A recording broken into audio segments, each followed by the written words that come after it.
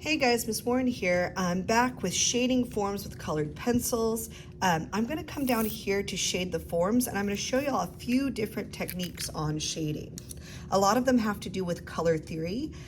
My favorite way to shade with colored pencil is to pick 3 colors of colored pencils that show different values or shades. So I'm going to take a look at the color wheel real quick.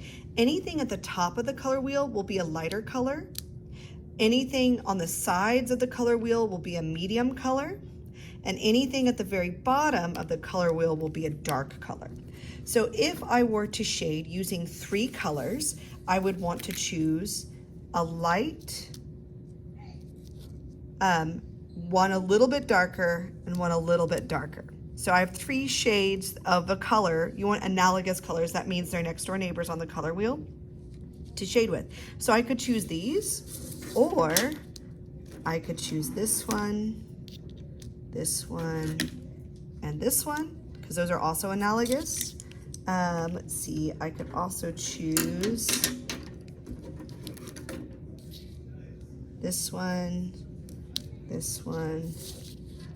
and a little bit of red violet, but then I would have to blend it in with the violet. So 3 in a row. I think I'm gonna go with the green, the yellow, green, and the yellow.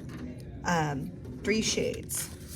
So the first thing I'm going to do is I am going to shade, I'm going to choose a highlight. Now, some of these you can already see where the highlight is, so I'm going to start with this one. The yellow will be not all the way to the edge, the lightest color will not be all the way to the edge, but I want it like right here where the highlight is.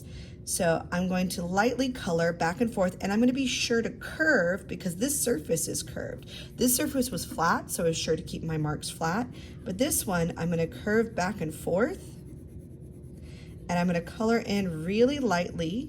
Yet again, I'm making small marks.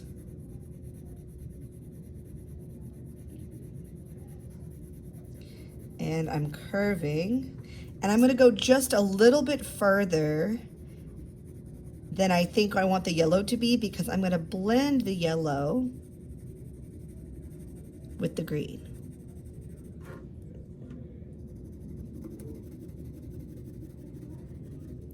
Just a little bit bigger than where I think I want the yellow to be. I'm going to kind of fade out with the yellow and press less hard because I want the paper to be able to pick up the green when I put down the green. Okay, so now that I have the yellow down, I'm going to pick my lighter shade of green, and I'm going to blend it with the yellow. I'm curving that shadow. I'm blending it in with the yellow, and I'm going to go a little bit farther than I think I want this medium green to go because I'm going to blend it with the dark green.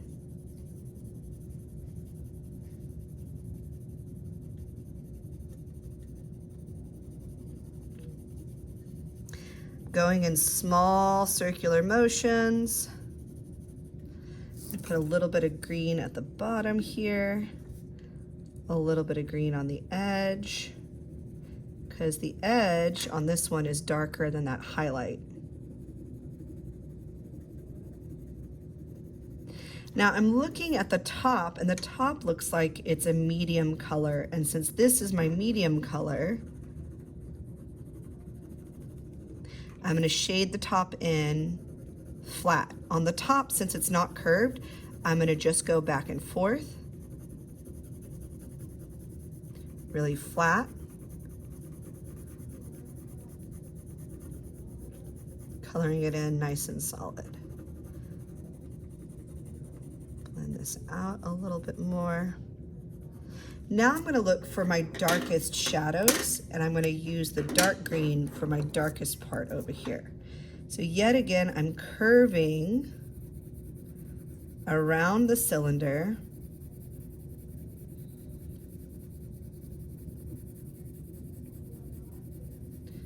blending in that darkest shadow. Looks like the shadow maybe reaches a little bit further on the bottom. So blending well with colored pencil takes time, so be patient with yourself. Don't do big marks. I'm gonna go vertical just on the edge here to color that in. And then I'm gonna color harder because I see that it's pretty dark on the edge right here. Looks like there's a tiny bit of shadow around the edge and right here at the top.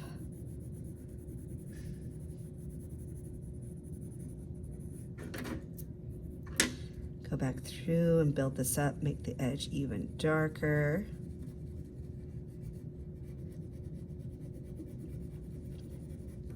Okay, now I think this needs to be blended a little bit more in the middle, so I'm going to take my medium green and I'm going to go back, I'm going to press harder,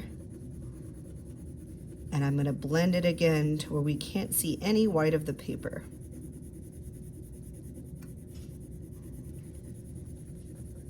Put a little more right here.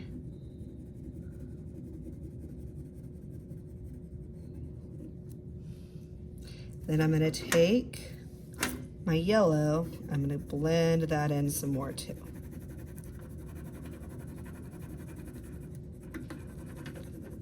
So remember, if the surface is curved, your marks need to be curved. I'm going to blend a little bit of green into the yellow on the edges here, and to slowly transition out and go back over and be sure you're blending your colors together. Okay, now here it also says there should have smooth transition between values.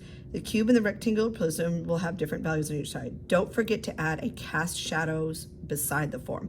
So a cast shadow is a shadow behind the form. So if the light is coming from this direction, it will have a shadow behind it.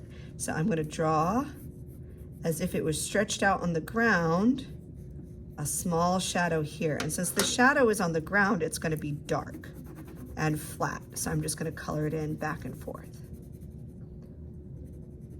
This will make it look more dimensional. This will make it look more 3D. Put a little bit of shadow underneath. And there is our cast shadow. Okay, I'll come back in with another video in order to show y'all how to shade a sphere. Go ahead and give this a try, and I look forward to seeing your work.